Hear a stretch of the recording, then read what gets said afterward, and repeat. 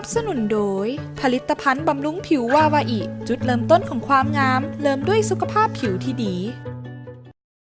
สบายดียินดีต้อนรับทุกท่านเข้าสู่รายการซุ่มวาไรตี้ตัวไหนแฮปปี้สบายดีเนาะวันนี้นี่อากาศแจ่มใสมีปกคลุมเป็นบางส่วน วันนี้คือแต่งโต่งสิก็ง่ายๆเนาะง่ายๆนี่แปลว่าอะไรแบบsimple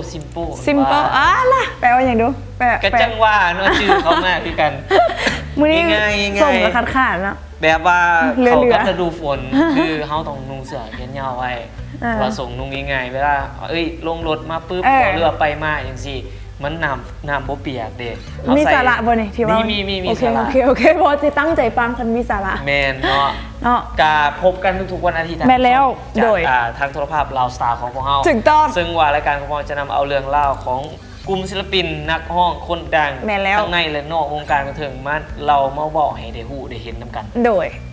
ซึ่งว่ามื้อนี้นี่เขาจะได้เจอกับถือว่าเป็นกลุ่มเลยเนาะเป็นกลุ่มที่ว่ามากด้วยความสามารถคือกัน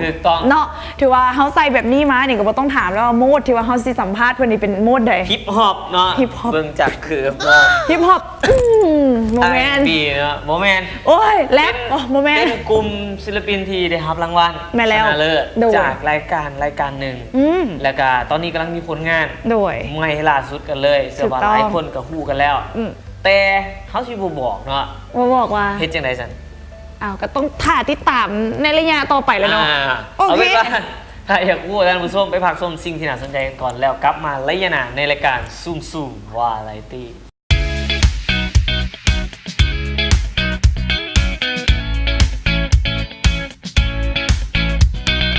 ขอต้อนรับท่านผู้ชมเข้าสู่ระยะที่2ของรายการซุ่มวาไรตี้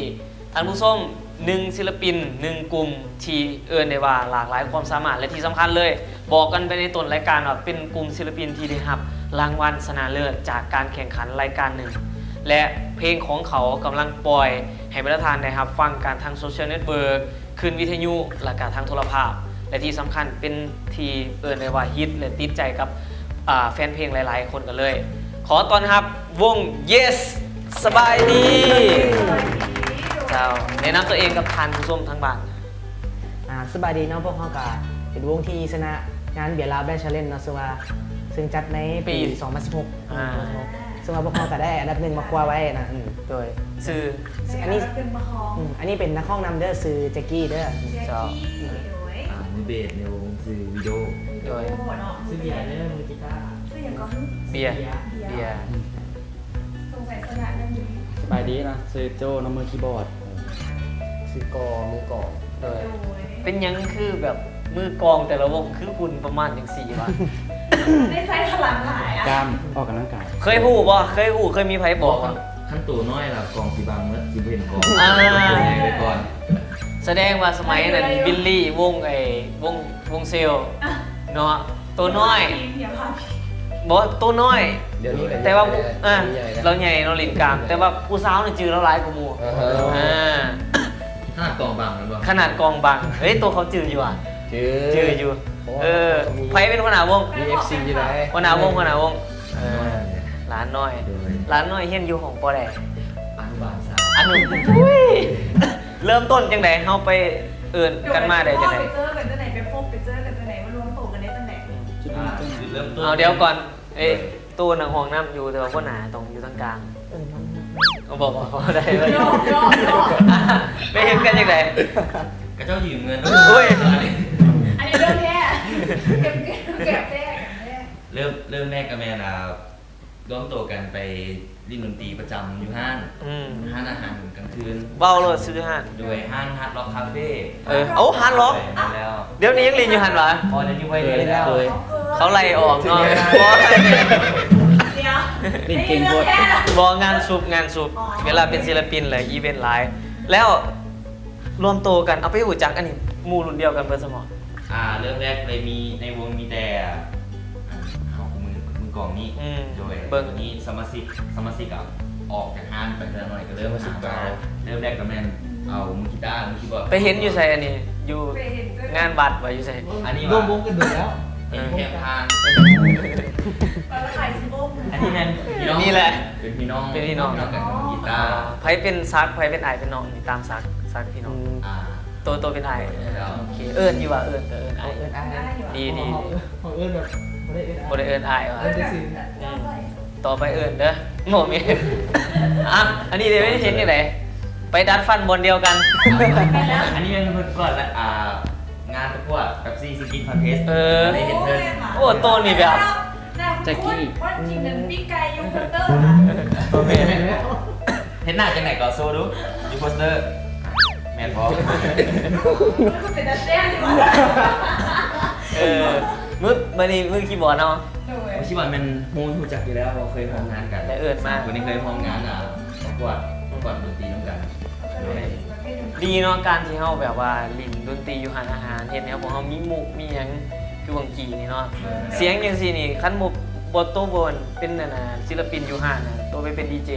อ๋อเป็นดีเจ เออ ใครจะมาโซโซมา เป็นเจดี สมาชิกเฮานี่มีเท่านี้หวะคือแบบ สมาชิก คือมีผู้หญิง แฟน ห้องยิง แฟนพระเอก แฟนโตซื้อหยัง บ่แม่น เขาได้แท้ปะ บ่ยอมมาซื้อ ซื้อหยัง ไอ้พี่ เราซื้อหยัง เอาซื้อกุ้ง กุ้ง นาง โดยเราไปอยู่ไสเดี๋ยวนี้ ตอนนี้เราไปอยู่จีน อ๋อไปหาเครื่องมาขายอยู่สังเจียง ไปเฮ็ดหยังไปเฮ็ด ไปศึกษาต่ออยู่ หาก็ไปวะปีหนึงวะ โดยไม่น่าห่างกับ ยัง ไป ยอด เอ้าวันนี้ออกงานนี่ครับงานนี่เฮ็ดจะได้สั่น เขาแหละ ทำงานจะมีตัวแทนห้องยิงอีกคนหนึ่งสองห้องไว้ซื้อน้องปูเป้ ปูเป้ ประกวดดัชซี่ซิงกิ้งคอนเทสต์ แลน ของห้องซิง น้องกุ้งน้ำก็เอาออกเลย ขายเอาประเทศเลย บ่เนาะ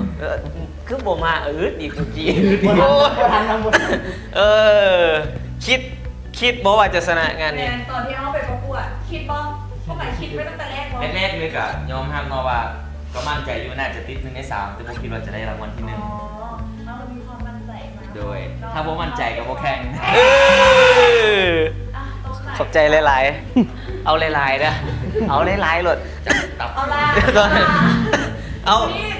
เดี๋ยวถามก่อน มีคนเดียว บอกมันมีคือหอบแข่งขันนี่เป็นยังไงหอบคัดเลือกก่อน โดยไม่ละ ใส่เพลงไง ออดิชั่นเซมิงสตาร์ ลองดู ร้องหน่อยหนึ่งซิมบอกเอาเริ่มก่อน เริ่มแล้วเลย Lately I've been losing sleep Thinking about the thing that we can be But baby I've been praying hard Say no more counting dollar we'll be counting stars โอเคพอก่อนฮะ ตอนเด็ก ปกติผู้หญิงห้องตอนนั้นต้องแยกเพราะการฟิชเชอร์ลิงกันมัน จริงๆแล้วมันเป็น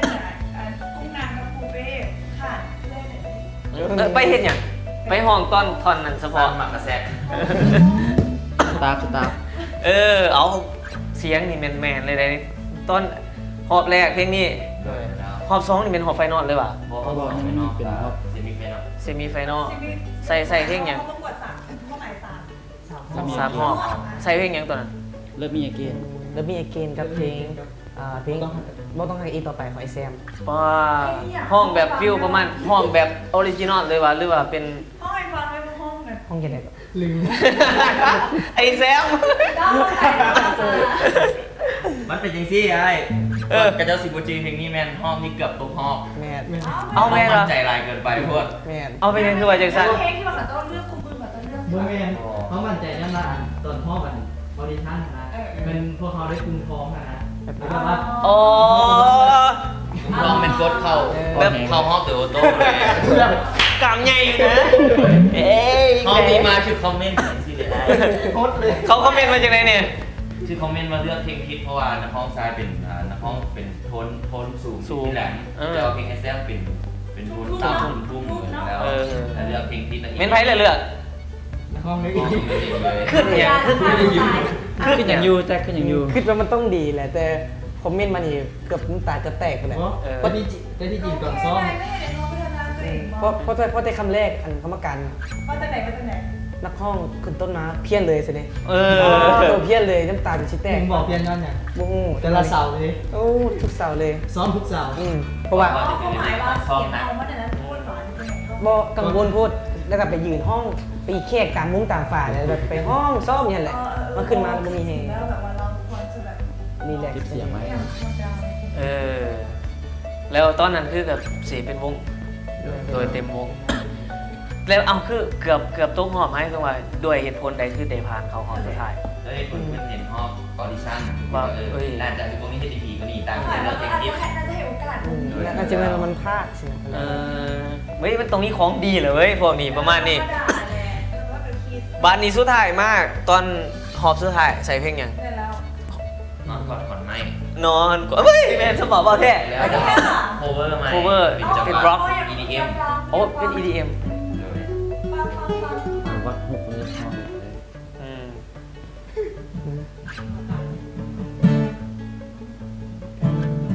เอาว่ากันมาแล้วไล่ขี้อยู่เป็น EDM ตัวเฮ้ยตบได้ตบกล้องได้อย่าตบหัวกันได้ จะมีคีย์บอร์ดโอ้โห ที่แรกก็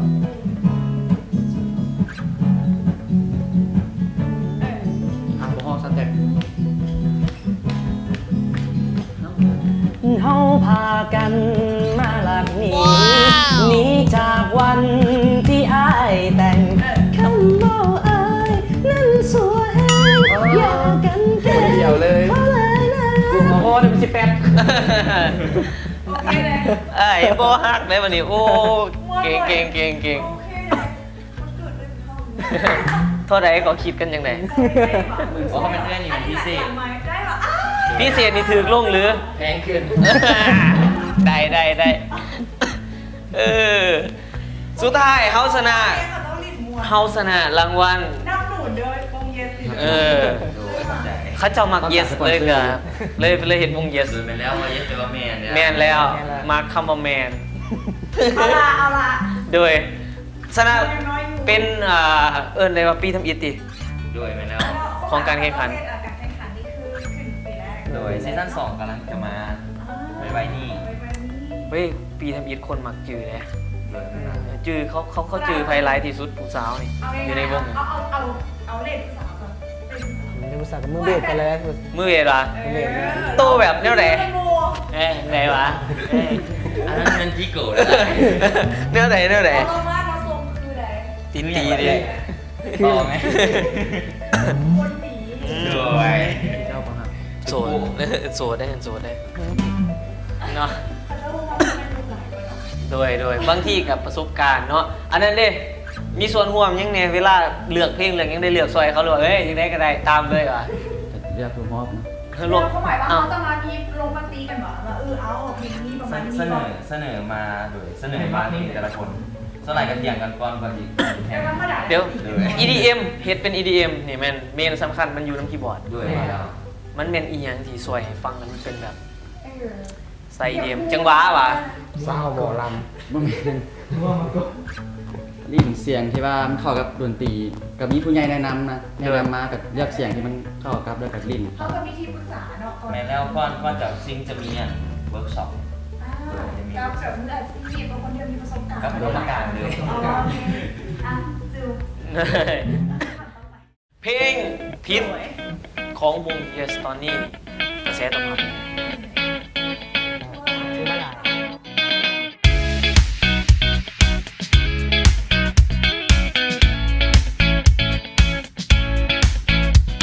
บัดนี้ชนะแล้วเขาได้ไปสังกัดอยู่ที่ค่าย อีกทีนึงก่อน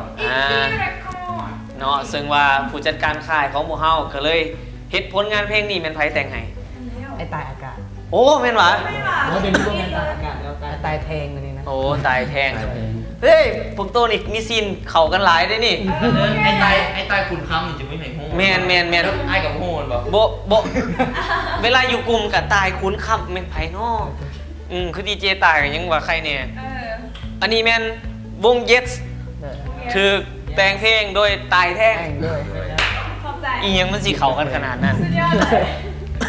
กรีดเลือดสาบานเป็นผี เป็ เป็น น ตั ตัว ว พิษที่ว่าแทงอีกวันนี้ พิษแท่งพิษ โดยไม่ พิษ แล้ว พิษที่แทง พิษ พิษที่ไปแทง โอ้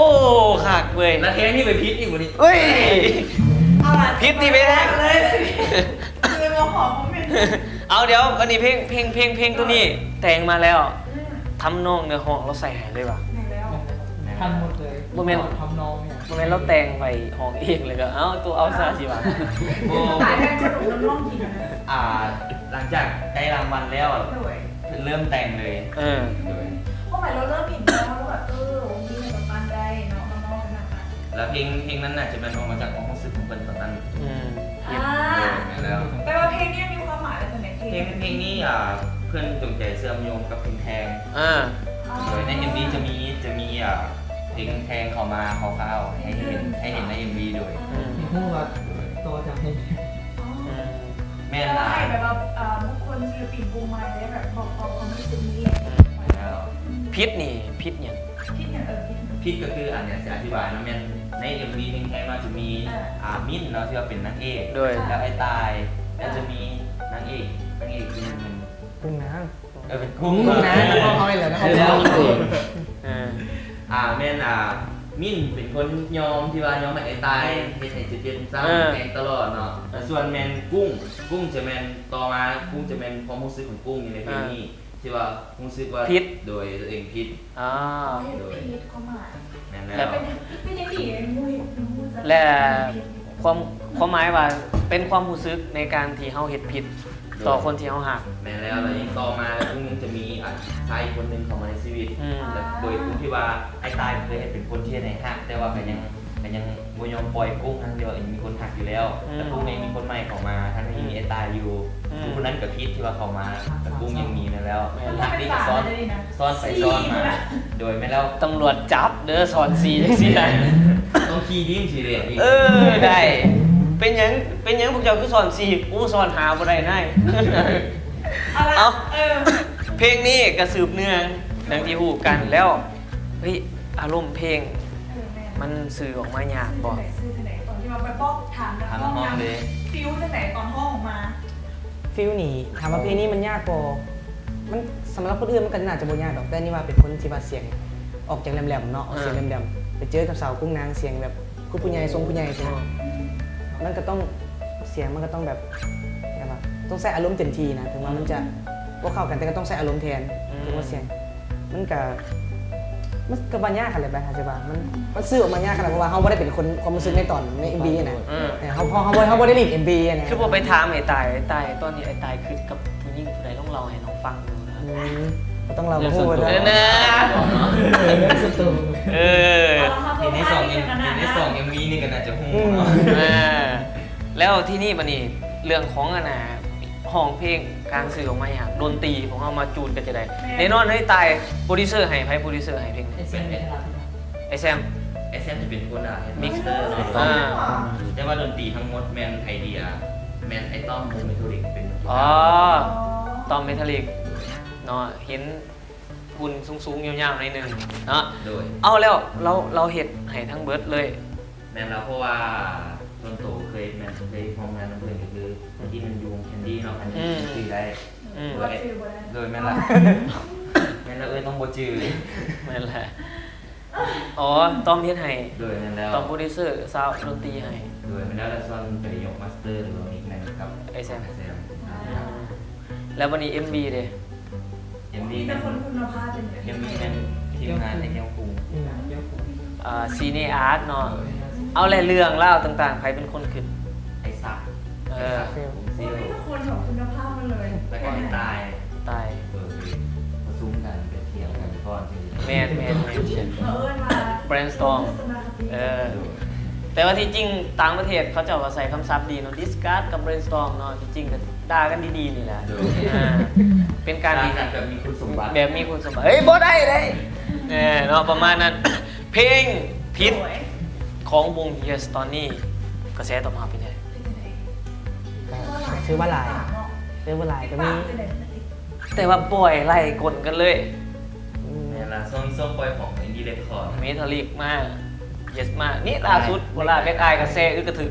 เดี๋ยวซักเซียวกันตามมา ฟาซิโอออกแล้วเมื่อเช้านี้ ออกแล้ว ออกแล้วเอาไล่มือกันเลยได้นี่ เป็นการตลาดที่ปุ๊ก พอเวลาเราแท็กมาเนาะเวลามีคนแชร์ต่อมันก็สิตึ้ง บูมเป็นของเขา บอกเดี๋ยวผมโตหายไปแชร์เลยต้องโบแท็กมาเนาะเขาจื้ออยู่บ่ขอเพลงไปชื่อเขาเหรอ จื้อเพลงอ่ะ ชื่ออยู่ จื้อเพลงดี ชื่อเพลง จื้อ วิธีการท่อง มีคนถามอยู่เหมือนกันนะ ทักว่า ซอยจ้านโอ้โหเราเมียนซื้อเลยวัวไปแม่บ่หันขบวนจักรต่อเนาะ ได้ โอเคนะว่าแม่ ขั้นสีซีดคองหัวสิขึ้นหาแกเลย นะ เศร้าที่ดนตรีไปเห็นขนาดตลกแล้วเนี่ย ได้เอ้ยอยู่ห่านคือสิแบบคนคือสิติดปกติหลายเว้ยเอนเตอร์เทนเลยร่วมมวล เขาอยู่ฮาร์ดร็อกมาก่อนอยู่เนาะ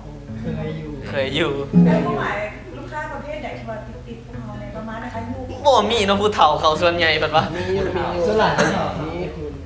สมัยจูเดี๋ยวก่อนเนาะแมน ขอโทษเด้อ เพลงสไตล์เพลงแท้ๆวงเฮาถนัดเพลงสไตล์ใด สากล สากลหลายกว่า คนนี้ออกเป็นจะได้สัก ไม่เก่าผสมกัน ซับซ้อนเนาะ เอาเป็นว่าเดี๋ยวเอาเป็นว่า สวย เพลงเนี่ยกระแสตอบรับเริ่มโอเคแล้ว วิทยุปล่อยแล้ว โดย MV ปล่อยแล้ว ตอนนี้ เมื่อกี้ก่อนซีเข้าอากาศจูฟังใส่2-3ห้องกันแล้ว เป็นอย่าง ม่วน ม่วนแล้วคือเรา อยากนอนเนี่ย ครับ และยังพูดว่าเฮาสิมีแผนพัฒนาจากเพลงนี้ไปเป็นแนวใดบ่ โดยเขาคิดว่าเขามักแนวไหนอีกบอล จากแท่งมาเป็นพิษแล้วสิมีหยังสอนต่ออีกบ่ เป็นพันอย่างไป พิษมาเป็น คือ แหน่ ต้องทรง ได้เรื่องเว้ย ก็แค่วงนี่แหละ เพลงต่อไปสิซื้อเพลงถึกตี เพลงคือแบน ถึกแบน เอาเขาตัวว้าวเนาะ เพลงต่อไปนี้แผนอยู่แผนจะเอาเพลงเก่าที่ว่าเคยดังเคยมวนเพลงใหม่ โดย เขาหมายเป็นโคโค่ใหม่ โดยนั่นแหละมาเฮ็ดในแบบของพวกเขา สายใหม่เลยเนี่ยของพวกเขา คาดว่าปีนี้สิมีเพลงออกมาอีกบ่ คิดว่าท้ายปีจะ ท้าย เริ่ม ปี เห็นทางมาแล้วเราสิเริ่มเห็น ดีพวกตัวกระแสกำลังมาแล้วปล่อยเรื่อย เนาะเรื่อยๆแล้วก็ทำเป็นหนุ่มน้อย เป็นเพลงที่ว่าห้องเที่ยวอะไรสิเอามาเป็นเพลงความหัก ๆบ่แม่นคาลงหักคาลมรวงตีอาจจะเป็นเกี่ยวสาวเข้มงืมก็เป็นไปได้เนาะ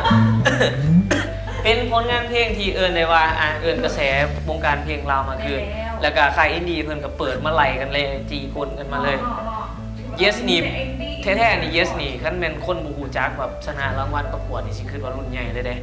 เพราะว่า เพลงคุณภาพเหมาะ ใครเดินเพลงคุณภาพบนหน้า ได้กระโซนมันจะตื่น โดย สเปค เข้าไปเข้ามาสเปกว่า บอกซื้อเลยก็ได้แล้วบางทีเขาเบิ่งอยู่ เรื่องนั้น มาการซ้ำมักและพิธีกรเลย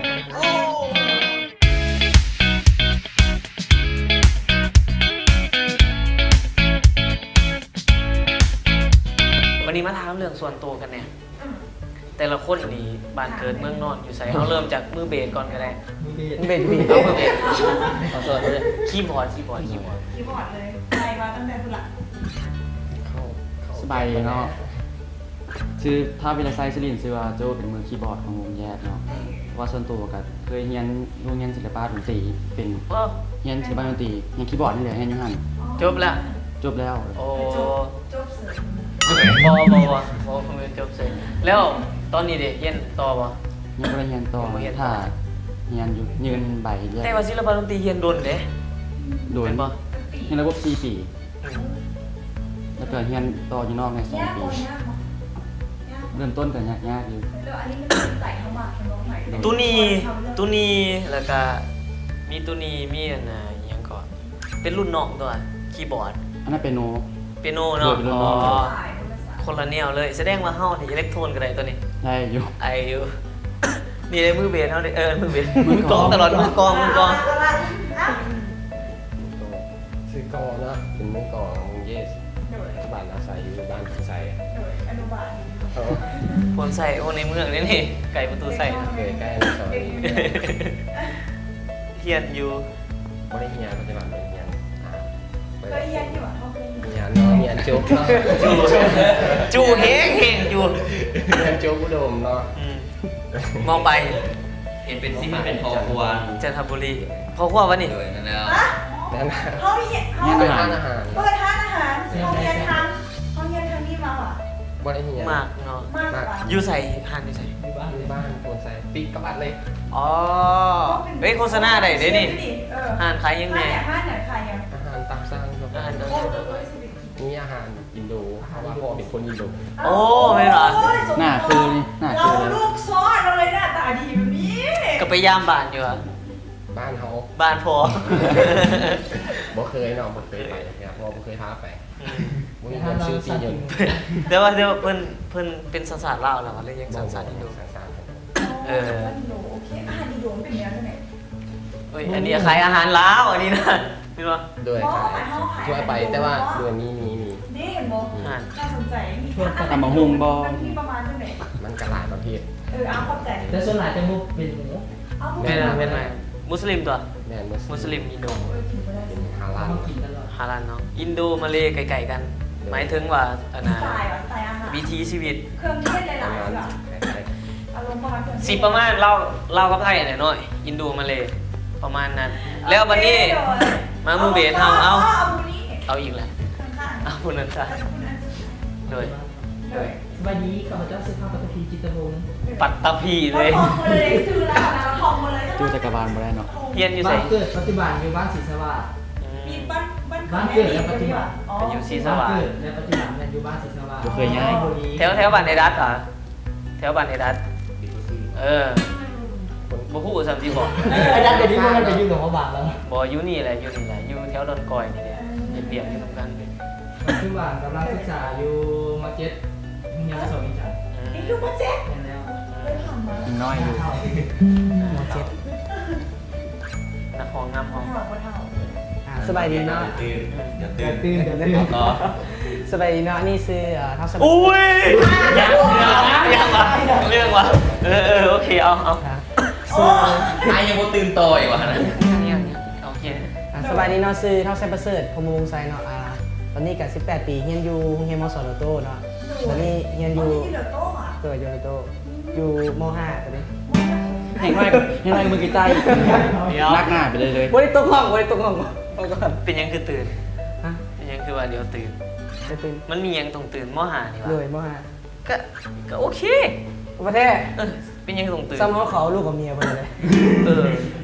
18เมได้เนาะ แม่ปกติเขาเจ้าต้องไปมหาลัยอย่าง เลยเป็นยังข้างห้องไว้เนี่ย บ่แล้วตัวมันต้องเตรียมภาษา เพราะว่าที่นี่เหลือโต๊ะ แล้วก็ต้องไปเรียนต่อจีนว่ะ แม่ เขาจะไปเรียนโต๊ะจีนดีกว่า บ่ฮู้ยังบ่มีแผนเทื่อ คิดว่าเขาแบบน่าจะบุ๊ก เรียนเกี่ยวกับนี่ก่อสร้างทางรถไฟนี่จบมาทันอยู่ เนาะเอาหัวหน้าวงเออ สบายดีซื้อวิดีโอมือสัญญพงศ์ซื้อซื้อโดเป็นมือเบสในวงปัจจุบันศึกษาอยู่ที่โรงเรียนคอมเซ็นเตอร์มหาวิทยาลัยคอมเซ็นเตอร์ เขียนเกี่ยวกับสาขาวิชา บริหารธุรกิจ ปี ปีสอง นี่หากระเซ็งแล้ว เออ เกือบเราสัมภาษณ์คนนั้นเลย เนาะอันนี้เป็นแท้ๆเบื้องหลังของวงนี่เป็นอันนี้เป็นหัวหน้าวง ด้วย นำพาลูกทีม เรา เนาะ เป็นไอ้ใหญ่ที่เห็น ไอ้ใหญ่ ด้วย พี่ อ๋อ ใหญ่กันหมูเลยสูงกันหมูอีก เออ ง่ายดีไหมถึงโต โตบางทีใจเท่ากันใหญ่เด้ข้างในมันใหญ่ โอ้ใหญ่เราเวลาที่เราเรียนเรื่องอย่างมันน้อยลงเลย น้อยลงเลยเนาะตอนนี้นี่คือส่วนหนึ่งของบอกว่าส่วนตัวทานผู้ชมหลายทานก็เชื่อว่าติดตามวงเพิ่นมาก คือมีคำถามนะคะ ว่า น้องๆมีแนวโน้มคติบอก แบบใด ในอุดมคติแบบสเปค เข้าไปเข้ามาสเปกว่า บอกซื้อเลยก็ได้แล้วบางทีเขาเบิ่งอยู่ เรื่อยนั่นเรื่อยนี่ มักกะซ้ำมักพิธีกรนี่แหละประมาณนั้น โอ้ย เอาโหด ตาย โอ้โตขึ้นนั่นเลย ได้ เอาไอ้ปีเป็นไหน บอกความหมายว่ามาคนบอกตรงจริง แนว เอาเรื่องสเปกเนาะว่าเพราะอันนี้เป็นคนตัวน้อยตัวคนข้างเตี้ยเนาะ เลย เราต้องสูง มาพ่อแม่เนาะมักคนที่แบบตัวน้อย อ๋อตัวน้อย ขาว ขาว ๆกลุ่มนิดนึงพอได้ก็ได้ ในหนึ่งการที่จอยโหดกับมีน้ำมีนวลเนี่ยอันใดดีกว่ากัน งามคือกันนะ มีน้ำมีนวลแต่บ่ตุ้ย นั่นแหละ จอยแต่บ่แห้ง เลยสรุปเอาพอดี กับมันซ้ำเก่าอ่ะเลย โอ้ยสเปคของน้องเลย มีแฟนหรอวะมีแฟนหรอวะ ยังบ่มี ยังบ่มีขั้นแบบแฟนแบบเขาจิมาจีบเขานี่เขาต้องเฮ็ดจังไง กะเขาไปจีบเขาแล้วเขาสิมาจีบเขา ให้เขามาจีบเขาเลยเนาะ ส่วนหลายเป็นผู้ชายมาจีบเนาะ ส่วนหลาย มาสเป แฟนเก่าผู้ชายหันผู้หญิงโอเคมากม้วนนะ สไตล์ออกหนาไม่มวยจีนนี่แต่ก็ มากแบบจีนๆว่ะ อยู่ไก่ พวกปันได้ เอาแบบคล้ายๆแจ็คกันเลยเพราะว่า เดี๋ยว บอสสูงๆซ้ำกันนะบอสสูงแบบ คนเดียวกันใช่ป่ะ คือมันมาแค่แจ็ค โมเมนต์มาหมักผู้ชายคือกัน นี่เดี๋ยว ไม่อยากวะไม่อยากวะ มังได้ไหนเอาดี มักแบบคือยิ่งตัวน้อยกว่ามีน้ำมีนวลสินะ กูปัจจุบันไม่เป็นอย่างนั้นแน่ ผู้จุ๊บตุยอยู่ ๆ บ่ดีงามเลย ชื่ออย่างครับ กูอ่ะ ซื้อคุกกี้ เอ้ย ฮะตุ๊กกี้ โอเคบ้านที่ใส่ บ้านอยู่ห้วยหง โอ้โหหลักสิวะ เอาถามเผื่อระบุซื้อแล้วพิกัดใดปึ๊บนี่ก็ฮู้เลยเด้ว่าไทยบ้านใด เดี๋ยวเราอยู่ปักซี โอ้ยบักซี่ คนปักซี มาอยู่หวยหงเนี่ยเอาไหนวะซับซ้อนขนาดเนาะ น้ำข้างหลังน้ำพอดี มักเนี่ยไหนมักเนี่ยไหน มันได้ไหนมีในปกติค่ะ สำหรับตัวข้าพเจ้าเองนะครับบ่เลือกเลย โบเลือก แบบ ได้ คือสมมติผู้หญิงที่ว่าสูงขาวแล้วก็งามสินะ อาหารตามสั่งเลย บอกแล้วก็บ่ฮู้ว่าสิมักเฮาบ่ เราต้องแบบที่ไหนก็ได้แหละ เป็นคนง่าย ง่าย ๆมักก็ได้แบบ เลยลงเพื่อเข้าใจเนาะ ในปัจจุบันนี้ก็จะจอยแห้งๆนั่นแหละ แฟนคนปัจจุบัน ใช่การคุณผู้ชม บอกซื้อแม่มันจังสิแบบแฟร์ดี ชื่อแอนนี่เนาะ ชื่อแอนนี่เนาะ ที่พบกันยืดยาว แตง แต่แล้วก็ปากเอาไปแม่ เอาอันนี้น้อง แอนนี่เนาะอันนี้แอนนี่ อันข้างหลังน้องอินโด แฟนเฮา ๆ ส์ มีนะบ่มีแฟน กำลัง ยัง จี บุ บ กเปิดใจบ่ยัง ก็หมายมันเป็นอะไรเขาหนีเลือกร้ายเลยบน โอ้หน้าสิมีสิเลือกได้อยู่วะนี่ เป็นยังไง ได้เลย บ่มีเนาะบ่มีแฟนบ่มีผู้หญิงในสเปคบ่มีสเปค บูไม่สเปคเอ้า เอาที่แท้ของพวกเขา แนวไรยางมาปุ๊บเลยสิงามเลย บ่แม่นล้มกันล้มสมมุติว่าล้มกันนะ ลงได้สิ ล้มได้ สมมุติแอนิต้าปื้มนี่อยากมาล่มน้ำดิเด็ก อ๋อ อ๋อ ครับซูป ยังคืดอยู่แม่นบ่ คืออยู่ยัง คืด คือว่าเขาจะเอาเฮาบ่ คิดว่ามื้อไหนเราสิมาลมน้ำอะไร มันเยอะนิตา น้ำฝนยางมากอุ้ยอยาก มี มี คนลมน้ำอยู่เนาะ ลมยังเนี่ย ลมแบบจังซี่นะแล้วบนนี้มึงน่ะลมอย่าเบียงเบียง ฝนมาบ่แม่นลบฝนวะ เคยออกงานพร้อมกัน อ๋อ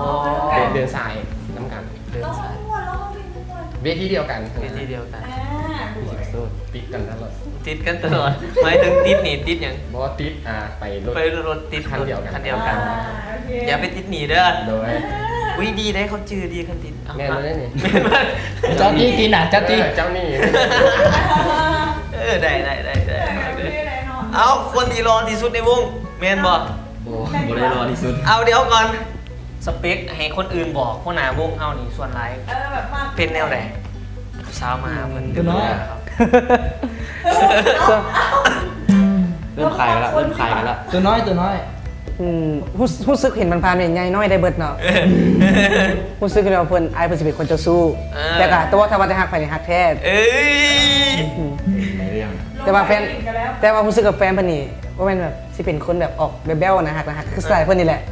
ดัดเกี่ยวกับเห็นไปถ่ายรูปอยู่จอกอยู่เจ้าตลอดลงไปพุ่นเถียงนาก็มีเพื่อน เจ้าผมมีแข่งงาน มีแต่ชายห้า มีดีไซน์ฮาดเนาะ เท่ๆเข้ามาคนแนวไหน ก็มาคนตัวน้อยเขา ตัวน้อย เกาหลีนิดนึง เกาหลีหน่อยนึง แต่ว่าแฟนนี่แม่นญี่ปุ่นเลย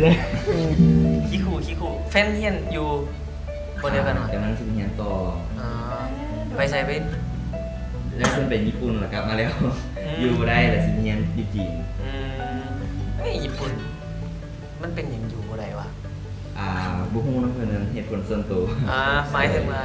อาชิมักแบบว่าโอ้อยู่จีนมันสิปลอดภัยกว่าโอ้ไกลบ้าน เพราะว่าอยู่ญี่ปุ่นแบบคนเดียวบ่มีหมู่คิดฮอดแม่แล้วมันนี่กลับมาแล้วจีนมันสิเป็นน้ำหมู่ เอาแล้วบ่คิดฮอดเฮาอ่ะฉัน น่าจะโบ น่าจะอยู่ในเหตุผลแต่ว่าอยู่แถวท้าย โอเคไหนพอมุนเธอเราโฟกัสเรื่องหลังก็ดีแล้วเรื่องพวกนี้มันสิ เนาะและสุด ดีต่อตัวเรา นี่ก็คือขั้นเรื่องส่วนตัวและการเรื่องของวง Yes เนาะ ใช่แล้ว ซึ่งว่าเป็นอีกหนึ่งวงน้องใหม่ที่บอกว่าต้องติดตามเนาะอนาคตไกลอย่างแน่นอน มาติดใจ มักผู้ใดเนาะขอยเสื้อเลยนี่แลกเบอร์กันเลยไลน์บอก มาน้องอินโด เอ้ย เราซื้ออีกก็ อีกก็ อันนี้มากกว่านี่บ่ได้เพราะเรามีแฟนแล้ว มีแฟนแล้วมีแฟนแล้วมีแฟนแล้ว เอาเป็นว่าเนาะจะให้ฝากผลงานของเฮาเพลงใหม่ล่าสุดของเฮานี่เลย แล้วก็สิสามารถติดตามการเคลื่อนไหวของพวกเฮาได้จังไดอยู่ไสเอาหัวหน้าวงเลย เอาเลย ขอฝากผลงานเพลงไว้อ้อมอกอ้อมใจของหมู่เพื่อนในอ้ายเอ้ยน้องๆทุกคนเด้อเพลงพิษของวงแยสนอติดตามกันแน่นอนยังติดแต่กันยังมีผลงานเพลงอื่นที่จะออกมาในอนาคตแต่ตอนนี้ก็ขอให้ติดตามเพลงของพวกเขาก่อนเพลงพิษนี่แหละไปสามารถไปกดไลค์เพจของพวกเราแล้ว Yes Band เด้อเซิร์ชเข้าไปว่า Yes Band โดย เขียนตัวใหญ่ โดยแม้แล้วเขียนตัวใหญ่จึงเห็นแล้วก็ยังสามารถติด ได้ไหมช่วงนี้ขาด ได้เว้ย แล้วไงยังไปสามารถติดตามเพลงของเราอยู่ที่ YouTube มีแล้ว MV ทั้งเป็น M3 Audio เลยมีครบแล้วก็เบิดเนาะฝากด้วยกันหนึ่งกลุ่มศิลปินที่เต็มไปด้วยคุณภาพและก็ที่สำคัญเลยเป็นน้องใหม่ไฟแห้งครับห้องว่าสีสร้างผลงานหลายๆอย่างที่โดดเด่นให้บรรดาทานได้รับชมกัน แต่ว่าสิ่งที่สำคัญก็คือการสนับสนุนจากแฟนรายการของพวกเราโดยเฉพาะเป็นแฟนเพลงเนาะที่สิมีโอกาสในการกดไลค์กดแชร์หรือว่ามีส่วนร่วมในการให้กำลังใจเนาะที่สำคัญกับจ้างเงินเนาะออกงานเนาะ โดยแล้วหรือว่าอุดหนุนอยู่ที่ห้างของเราเรียนห้างได้โฆษณาได้บ่ ได้ฮะ โดยห้างโคซี่เราอยู่ใกล้ๆนี่เลยใกล้ๆกับสตูนี่เลยโคซี่โดยโคซี่อยู่ข้างปั๊มน้ำมันจะไปดอนกอยติดกับหมอ อ๋อที่เปิดใหม่ โดยไม่แล้ว ก่อนทอดทั้งหมอ โอ้หาดใหญ่ได้อหัน โดยนั่น ออกแต่บอลเก่าเลยไปใหญ่กว่าได้เนาะฝากกันแล้วกันเนาะท่านผู้ชมเขามีของทีละนึงจากทางรายการ รายการของพวกเราเนาะก็ไปใจไปพุ่นมา แล้วก็ไปหารกันเนาะ ฮูกของวง Yes โอ้ยฟุ้งฟิ้งขนาด หลังหน้ามันเลย เป็นจังไหนแต่ละคนปึ้ง โอ้ถอดแว่ แล้ น วแต่ทายมาหาไปเห็นนี่ เอาอีกแล้วกันหมู่ เด็กแจ็คนะ โอ้ เอ เอ๊ะ อ แจ็ค แบบนู้นสองกล้องแล้วก็โอเคเราเริ่มเลือก อ้าวเลยแม่ได้ใส่ห้องเดียว อ๋อนี่นะของยิงเพิ่น มีตำเป็นมูเลย น้ำมันมวยวงพอเป็นยิง เป็นก็เลี้ยง แม่นแล้ว แต่ว่านวดหลายกับมูเลย เนาะ คีย์ แม่ บอร์ด น เป็นมือคีย์บอร์ดที่รอที่สุดในวงคงคีย์บอร์ดมีคนเดียวกัน อ๋อ คนรอที่สุดในวงมืด เพราะว่า เดียว มีคนเดียว วงนี่อยากอันนั้นเลยเนาะ อยาก ปวดประสาท อยากเอียง โอเค เนาะอันนี้ก็เป็นอีกไก่ๆกันอยู่ในความงาม อันนี้เลย มักผู้ชายที่กันนี่ โอ้โตระวังเด้ออกจากรายการเนาะพอเมียสิถามทางบ้านเนาะเอาเป็นว่าขอบใจวงเยสอีกเทื่อนึงเนาะโดยขอบใจหลายๆเนาะเขาจะปิดเลยงานนี้โดยหนึ่งผลงานเพลงเนาะผลงานเพลงที่กำลังดังกันเลยนะตอนนี้คือผลงานเพลงพิษของวงเยสแล้วกลับมาอะไรเนี่ยนะกับรายการซูมวาไรตี้ บ๊ายบาย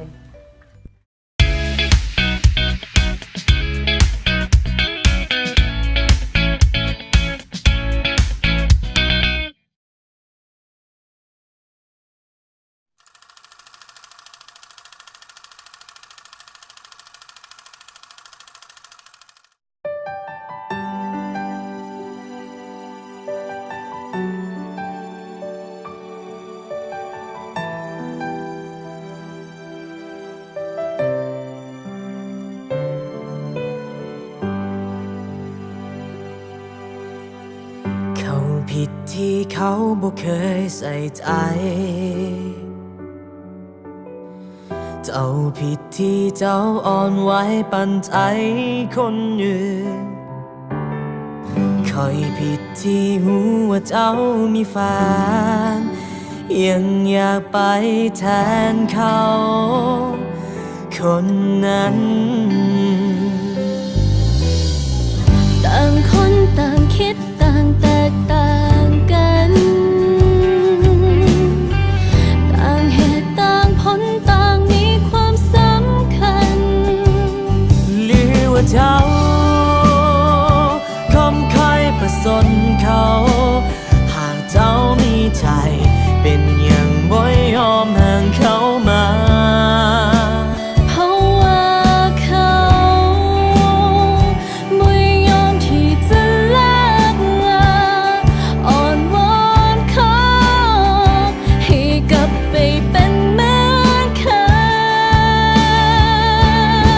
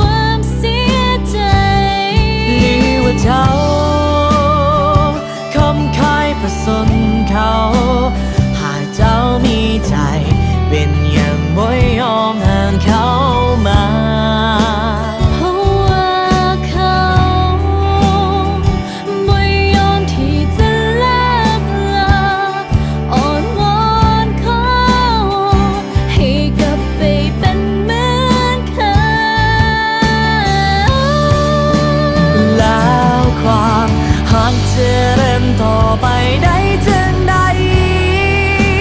หากบ่มีภัยยอมเป็นคนเดินออกมาและต้องเป็นใครที่เดินจากไปและต้องเสียน้ำตาเดินจากลาบ่เลือกใครทั้งสองคน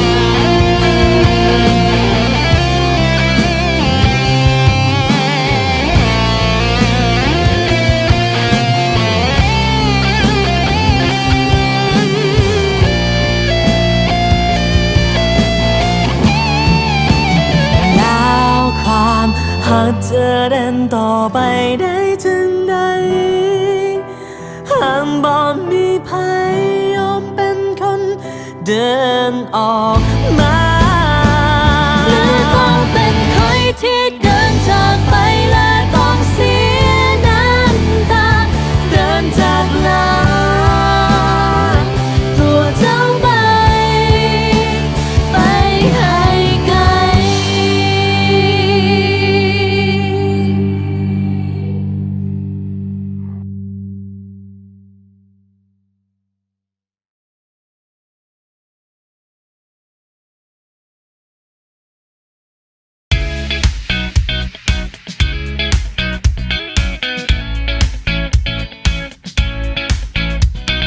สู่ลิงก์สุดท้ายของรายการซูซูวาไรตี้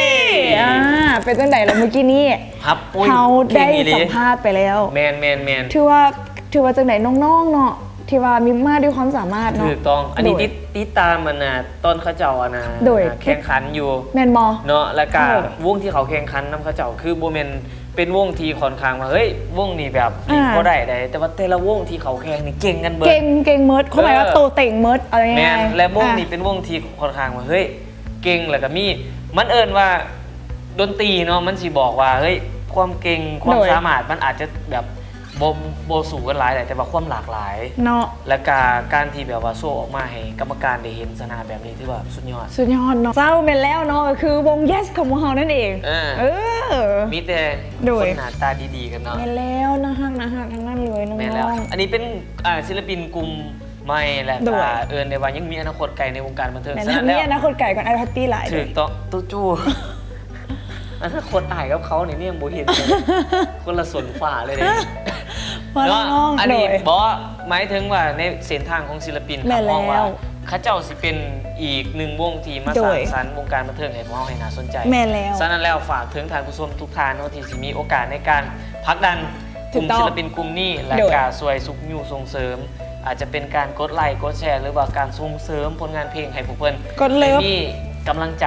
สู่ต่อไปเนาะถูกต้องแล้วสำหรับวันนี้เราต้องขอบใจสำหรับผลิตภัณฑ์ขอบใจผลิตภัณฑ์วาวาอิจุดเริ่มต้นของความงามเริ่มด้วยสุขภาพผิวที่ดีใน3ขั้นตอนนั่นเองนะซึ่งว่าเพื่อนกันยังมีโปรโมชั่นในเฮาดีๆคือเก่าเลยก็คือถ้าใครก็ตามที่ว่าโทรสั่งซื้อน้องเซรั่มของเพื่อนนั้น2กระปุกเพื่อนก็จะแถมสบู่เมื่อหอยทากก็หาไส้ฟรีๆทันทีเลยเนาะฉะนั้นแล้วต้องขอบใจผลิตภัณฑ์วาวาอิด้วยน้ำเนาะโดยสมอยากให้ทุกคนนั้นติดตามรายการซุ่มๆวาไรตี้ของวงเฮาเนาะทุกๆวันอาทิตย์แบบนี้เนาะเวลาดีๆก็คือเวลา 18 โมงหา 19 โมงนั่นเองหรือว่าเวลา 6 โมงแรงหา 7 โมงแรงเนาะซึ่งว่าจะเจอกับพวกเฮาแน่นอนเนาะพิธีกรที่ว่าก็อาจจะเปลี่ยนผันแน่อนาคตจูซิบูมิจูแล้ววันนี้ซิบูมิแฮปปี้สนอกเสียใจนะไม่ไรซิวเลยโพไออีกเนาะเอาเป็นว่า